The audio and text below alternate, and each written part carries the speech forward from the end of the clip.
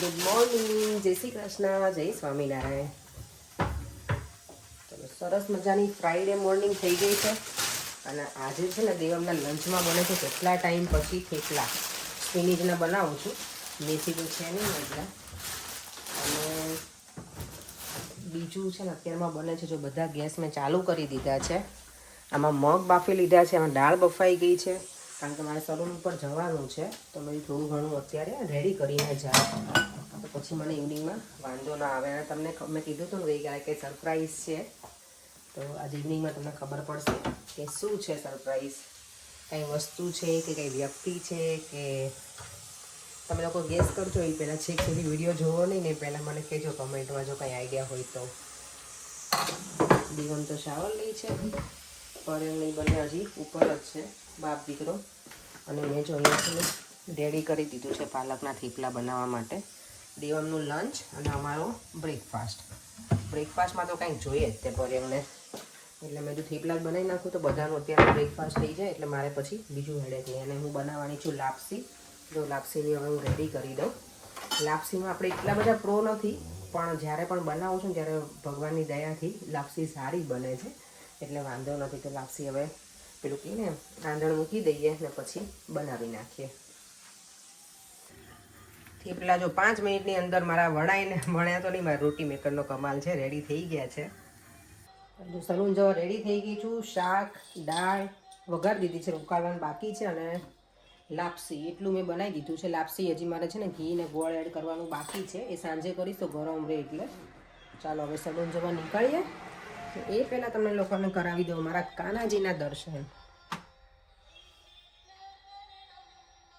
ફરી ઘરે આવી અને જો કિચનની ડ્યુટી સ્ટાર્ટ કરી દીધી છે આપણી. મારા વાળ તો એવા વેર વિખેર થઈ ગયા છે ને. અહીંયા હવે રાઈસ મૂકી દઈશ. લાપસી છે ને પેલું કરીને ગઈ હતી, હવે અત્યારે એમાં ગોળનો પાક લઈને એ બનાવી નાખીશ. દાળને ઉકળવા મૂકી દઈશું. મગનું શાક આપણું સરસ મજાનું બની ગયું છે. રોટલીનો લોટ હજી બાંધ્યો છે. અને બીજું શું બાકી રહી ગયું? મરચાં તો બધાને ગમે જ એટલે થોડાક અહીંયા બનાવી નાખીશ. મેથીયા મરચાં એટલે રોટલી થોડી વાર રહીને પછી બનાવીશ, થોડી મોડાથી. ત્યાં સુધીમાં હું મારું આટલું કામ પતાવી દઉં, પછી રોટલીનું કરું. પહેલાં લાપસીનું કરી નાખું.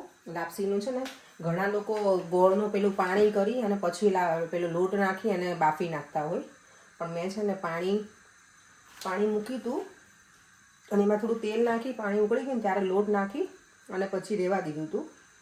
પેલું આપણે વેલણથી કાણા પડે ને એવી રીતે. અને પછી બફાઈ ગયું ને હવે એમનામ જ હવે હું ગોળનો પાક લઈશ. ગોળનો પાક એટલે ગોળ ઓગળી જાય ને પેલા ઘીમાં, પછી આમાં એડ કરી દેવાનું, એટલે એ લાપસી બહુ મસ્ત લાગે, વધારે થોડીક ટેસ્ટી લાગે એમ. બધું ડિનર રેડી થઈ ગયું છે. જો દાળ ઉકાળવા મૂકી દીધી છે. મગ હજી થોડી વાર પછી ગરમ કરવા મૂકીશ. અહીંયા આપણી સરસ મજાની લાપસી રેડી છે. અહીંયા એકદમ મસ્ત કલરફુલ સેલેડ, મેથીયા મરચાં, છાશ અને રાઈસ. રોટલી પણ બની ગઈ છે એટલે બધું ડન છે. આપણે દેવન જમવા બેસી જાય છે, અમે લોકો પછી બેસીશું. તો શાક એકદમ મસ્ત ચટાકેદાર બનાવ્યું છે. ચલો, જો હું તો રેડી થઈ ગઈ છું. અને આજે બધાની કોમેન્ટ હતી કે તમારા સાસુ સસરા આવવાના છે, તો રાઈટ છો, એ જ આવે છે. અત્યારે જો 9 વાગી ગયા છે, પણ દેવમને તો નથી ખબર, એટલે હું ધીમે ધીમે બોલું છું. એને એવું જ છે કે લેસ્ટરથી કોઈ આવવાનું છે, શિવાંશ કે કહાન કે આદિ એમ. પહેલાં કીધું શિવાંશ ને આદિ, મેં ના કહાન. તો કેવું કે મમ્મા કહાન આવવાનો છે એમ. તો હા, તો વેઇટ કરીએ છીએ. ભાઈની લોકો લેવા ગયા છે, પરેલ નથી ગયા અત્યારે, કારણ કે ભાઈએ કીધું હું લઈ આવું છું, તો એ જવાના છે લેવા, એટલે તે નીકળી ગયા હશે. તો 9 વાગી ગયા છે, એટલે અહીંયા મારી દાળ ઉકળે છે અને અમે રેડી થઈને બેઠા છીએ. મારી પપ્પાની વેઇટ કરીએ છીએ અને જોડે આવે છે મારા જેઠાણી છે, એના મમ્મી પણ. તો ત્રણેય સાથે છે આજે. વેવાણ છે સાથે. અહીંયા જુઓ દેવમ, મોબાઈલ કોણે આપ્યો તને? મોબાઈલ પર કેમ આપ્યો એને મોબાઈલ? શું બેસવા દે? અને અહીંયા જો આટલા બધા ફ્લાવર અમે રેડી કર્યા છે આવતીકાલ માટે. પર કપડાં રેડી કર્યા કાલ માટેના? કરીશું બહુ હવે પદુડા ના થાય કરીશું ક્યારે કરશો ખાઈ પીને શાંતિથી ખાલી 2 મિનિટનું કામ છે બોલો પર એમને મને છે ને એક એવું છે પદપદણી છું હું કે મારું જ્યાં સુધી બધું પતે નહીં ત્યાં સુધી મને શાંતિ ના થાય ને એમને છેક સુધી એન્ડ ટાઈમ સુધી એ બાકી રાખે પરે આજે જો તો પરે કે આખો દિવસ બિઝી જ રહ્યા છે દેવમનું ક્રિકેટ હતું પછી પાછું સ્કૂલ અને એમને પાછું કામ હતું એટલે દોડાદોડી એને આખો દિવસ રહી છે એટલે મને કહે કે હું હવે થાક્યો છું અત્યારે તો અત્યારે કેટલા 10 વાગ્યા છે અમે જઈએ છીએ ભાઈના ઘરે એમાં એવું હતું અહીંયા આવવાના હતા ભાભી પણ એ બધું કરે છે ને ડેકોરેશન ને એવું તો મેં કીધું સારું ચાલો કે અહીંયા ટિફિન હું મંગાવી લઉં ને તો કે મારા એક બીજું કામ થાય તો મેં કીધું વાંધો નહીં ચલો અમે આપી જઈએ તો ટિફિન આપી આવી અને પછી ઘરે આવીને અમે જમી લઈશું અને અમારો દીકરો જો અહીંયા આવી રીતે કોણ સૂઈ જાય ચાલ મોટા પણ ઘરે જવું ચલો જો અહીંયા અમારે છે ને જમણવાર શરૂ થઈ ગયું છે એટલે બુફેમાં જમવા નીચે નથી બેઠા બંને છે આજે એ લોકોએ બંને એટલી સેવા કરી છે ને કે હવે રાતના 10 વાગ્યા છે હજી હું નથી જમી હો મેં કીધું ઘરે જઈને હવે જમી શાંતિથી મમ્મી આવે છે મેં હું ક્યાં પછી ઓલું જમી લઉં એટલે મેં કીધું હા જો અહીંયા બધો પથારો હજી પડ્યો છે આ બધું હજી વાઇન્ડ અપ કરવાનું છે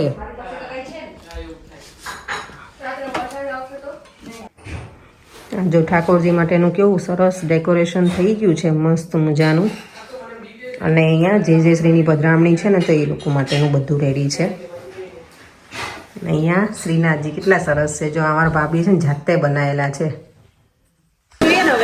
જે કામે લગાડી દીધા પરેંગને હવે બધું અહીંયા ખાલી કરી દીધું છે મસ્ત જય શ્રી કૃષ્ણ માસી જય શ્રી કૃષ્ણ ઉતરી તઈ લાગી જય શ્રી કૃષ્ણ મમ્મી જય શ્રી કૃષ્ણ દેવમ યાશુ એમ જ ખબર દાદા દેવમ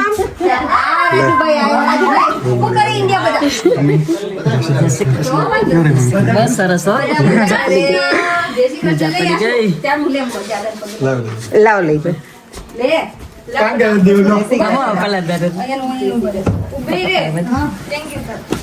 સારું પપ્પા આવો હાર જય શ્રી કૃષ્ણ લાઈન ઉપર લાઈન લાગી છે લાઈન લાગી છે દેવમ જો તારી સરપ્રાઈઝ શું હતી જલ્દી જલ્દી સરપ્રાઈઝ શું સરપ્રાઈઝ હતી પગે લાગ બાને જો ચામી દીદીના બા નાની છે ને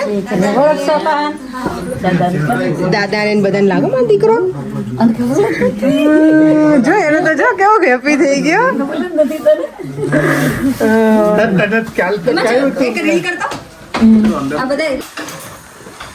જો અત્યારે રાતના 11 વાગે અમે ડિનર કરશું આજે નહીં મમ્મી માસી ને બે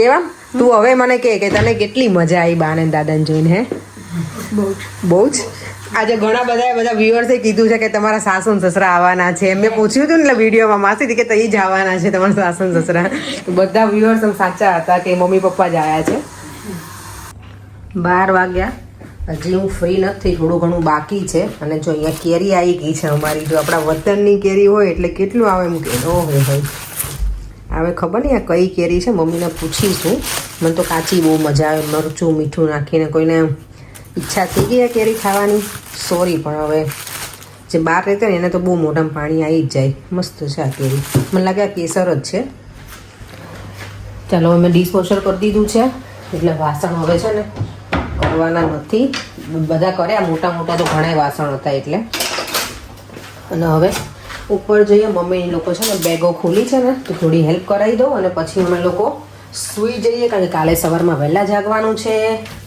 અમારા ઘરે મનોરથ છે એટલે આટલી બધી તૈયારી ચાલતી હતી હું બધું બતાવતી હતી ને કે મારે શું પહેરવું ને બધું તો એના માટેની તૈયારી હતી તો ફાઇનલી એ દિવસ હવે આવી ગયો છે કાલે સરસ મજાનો અમે ઠાકોરજીનો મનોરથ કરવાના છીએ મારા જેઠાના ઘરે ચાલો તો મમ્મીને એને થોડીક હેલ્પ કરાવી દઈએ